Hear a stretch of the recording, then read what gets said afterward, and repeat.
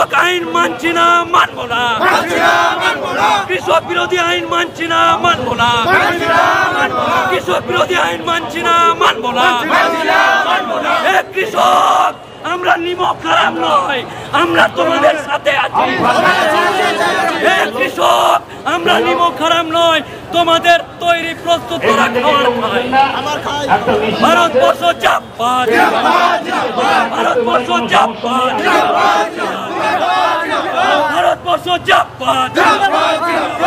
জয় জওয়ান, জয় জওয়ান। হে কৃষক, 70 বছরের কৃষক, তোমরা খাওয়ার প্রস্তুত করো, আমরা খাওয়ার খাই। আমরা নিমক হারাম নয়, আমরা তোমাদের সাথে আছি। কৃষক বিরোধী আইন মানছি না। ভারতবর্ষ, ভারতবর্ষ, ভারতবর্ষ। হে কৃষক আমরা নিমক হারাম নয়, আমরা তোমাদের সাথে আছি। ভারতবর্ষের আইনজীবী তোমাদের সাথে আছে।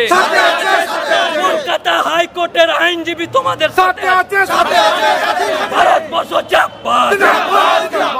কৃষক তোমরা খাদ্য প্রস্তুত করো। কৃষক যারা 60 বছর 70 বছর যারা ডায়ালিসিস পেশেন্ট যারা ওখানে বসে আছে, আমরা শুধু আইনজীবীদের পক্ষ থেকে এটা বার্তা দিতে চাইছি যে আমরা শুধু নয়, গোটা দেশ আপনাদের সাথে আছে।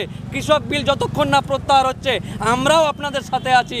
যেমন ইংরেজ তাড়াতে গিয়ে জাতি ধর্ম বর্ণ নির্বিশেষে সবাই মিলে আমরা ইংরেজদেরকে ভাগিয়েছিলাম, ঠিক তেমনই এই বিল প্রত্যাহার না পর্যন্ত আমরা জাতি ধর্ম হিন্দু মুসলিম খ্রিস্টান শিখ জৈন বৌদ্ধ সবাই মিলে একদম এক হয়ে সমস্ত কাস্ট রিলিজন সব হয়ে জাতি ধর্ম পলিটিক্যালও বাদ দিয়ে আমরা কৃষকদের সাথে আছি। কারণ আমরা, আমি, উনি, ইনি সবাই আমরা সকলেই, আপনারা যারাই আমার বক্তব্য শুনছে তারা সকলেই সকালে খেয়েছে, দুপুরে খেয়েছে, রাত্রে খেয়েছে। আর এই খাদ্য প্রস্তুতকারীদের উপর যদি অত্যাচার হয় তাহলে আমরা বাঁচতে পারবো না, আর আমরা না বাঁচলে দেশ বাঁচবে না। আর তার জন্য কৃষকদেরকে বাঁচাতে হবে। আমরা কৃষকদের স্বার্থে, কৃষকদের সাথে আইনজীবীরা সকলে মিলে অরাজনৈতিকভাবে আমরা সবাই জাতি ধর্ম বর্ণ নির্বিশেষে সমস্ত কোর্টের আইনজীবীরা আমরা তাদের সাথে আছি। আমরা তাদের কৃষক বিলদেরকে সমর্থন করি।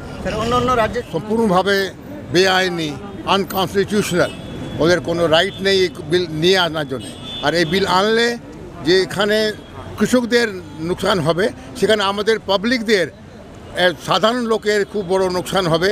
যে জিনিস আজকে আমরা 10 টাকা 5 টাকা কিনছি সেটা আমাকে 500 টাকা কিনতে হবে।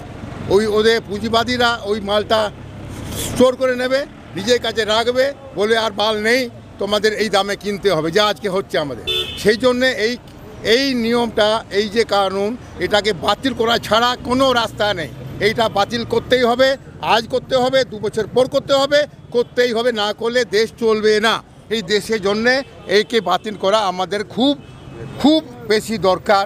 এবং এটার জন্যে আমরা সবাই কৃষকের সঙ্গে আর মানুষের সঙ্গে আমরা দাঁড়িয়ে আছি। কৃষকদের এই কৃষি আন্দোলনে, কৃষি বিলের বিরুদ্ধে যেভাবে কৃষকরা মারা যাচ্ছে, যেভাবে আত্মহনন পথ নিচ্ছে, এবং অনেকেই দেখা যাচ্ছে শীতের মধ্যে কষ্টে তারা বাঁচতে পারছে না, তারা মৃত্যুবরণ করছে। শুধু তাই নয়, কেন্দ্র সরকার পুলিশ ফোর্স দিয়ে এবং জল কামান দিয়ে তাদের ওপরে অত্যাচার করেছে। কি বলবেন এটা নিয়ে? এটা খুবই তো অমানবিক ব্যাপার।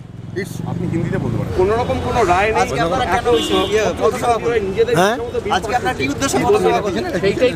আমরা সেন্ট্রাল গভর্নমেন্ট যে আইন, 3টে আইন এনেছে একসঙ্গে, এবং কৃষকদের যে উৎপন্ন ফসল তা বিক্রি করার যে অধিকার সেটা কেড়ে নিতে চাইছে। সেই জন্য আমরা তাদের এই আইনটা প্রত্যাহারের জন্য তাদের সমর্থনে আজকে মিছিল করলাম। আমরা অন্যান্য রাজ্যে যেভাবে কৃষি বিলের প্রতিবাদ হচ্ছে, বাংলায় কিন্তু সেরকম দেখতে পাওয়া যাচ্ছে না। বাংলার জনগণের উদ্দেশ্যে কি বলবো? হ্যাঁ, বাংলার জনগণকে যাতে সবার মধ্যে এই যে ভাবনাটা ছড়িয়ে যায়, সেই জন্য আমরা এই মিছিল করেছি। যারা হাইকোর্টের অ্যাডভোকেট তারা আজকে মিছিল করে ময়দানে নামছি, যাতে লক্ষ লক্ষ সাধারণ জনগণ, বাংলার পশ্চিমবাংলার যে জনগণ, তারা যেন জেগে ওঠে। যেটা অন্যায় আইন, এই অন্যায় আইন তোকে প্রত্যাহার করতে হবে অবিলম্বে। একটা কৃষকরা এখন পর্যন্ত প্রায় 60 জন লোক মারা গেছে এবং বহুজন অসুস্থ। সরকারের এখনো পর্যন্ত তার কোনো ভাবনা নেই। প্রতিদিন মন কি বাত হচ্ছে, কিন্তু কখনো মন কি বাত হচ্ছে না যে চাষিদের জন্য কিছু ভাবনা হবে, চাষিদের এই অধিকারগুলো তাদের ফিরিয়ে দিই। তারা যেটা চাইছে সেটা অন্যায় না, কারণ গোটা দেশটাকে ইংরেজ আমলে যেমন নীলকর চাষিরা যেভাবে আমাদের উপরে অত্যাচার করতো, নীলকর আইন পাস করে বাধ্য করেছিল চাষিদের, এখানেও বাধ্য করবে কিছু কিছু ধনিক যেগুলো সরকারের পোষ্যপুত্র, তাদের জন্য এই আইনটা হয়েছে। এবং আমরা জানি যে রিলায়েন্স গোষ্ঠী এবং আদানি গোষ্ঠীর জন্য এই আইনটা তৈরি হয়েছে। সেই জন্য আমরা এই আইনটাকে বিরোধিতা করার জন্য সবাই মিলে আজকে ময়দানে নেমেছি। দাম্পত্য জীবনের সুখ কি হারিয়ে গেছে আপনার? ফিরিয়ে আনুন সেই হারিয়ে যাওয়া সুখ। আজই আসুন কস্তুরী হার্বালে নারী ও পুরুষ উভয়ের শীঘ্র পতন, ফিস্টুলা, স্বপ্নদোষ, আমাশয় সহ বিভিন্ন গুপ্ত রোগের চিকিৎসা সফলভাবে করা হয়। নাম লেখানোর জন্য ফোন করুন 9126999196।